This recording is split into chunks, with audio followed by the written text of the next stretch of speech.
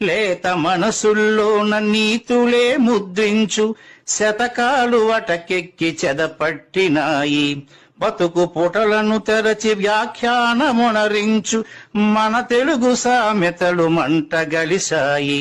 రామాయణం లేదు, భారతం లేదు, భాగవత పద్యాల్లో ఒకటైన రాదు. కథలు చెప్పే బామ్మ అమ్మమ్మ లేరి, కథలరే టీవీల చుట్టూత చేరి.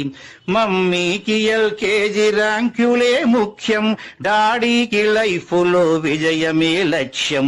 తెలుగెక్కడుందిరా తెలుగోడా, నీ తెలుగు తెల్లారే తెలుగోడా.